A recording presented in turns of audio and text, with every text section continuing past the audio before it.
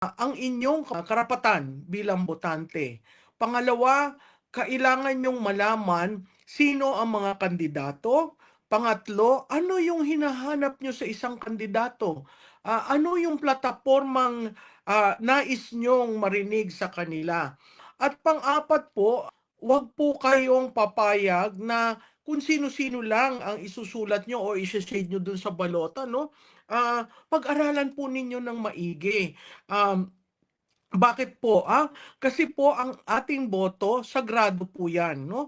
Hindi dapat pinagbibili, hindi dapat binibigyan ng kahalagahan in terms of, magkano ito, hindi po. Kasi po ang isang boto na 'yan, ang bawat Pilipino, pantay-pantay po tayo diyan. Wala pong mahirap, mayaman sa pagboto, wala pong, nakapag-aral o mangmang, hindi po yan kinakatigan ng ating saligang batas.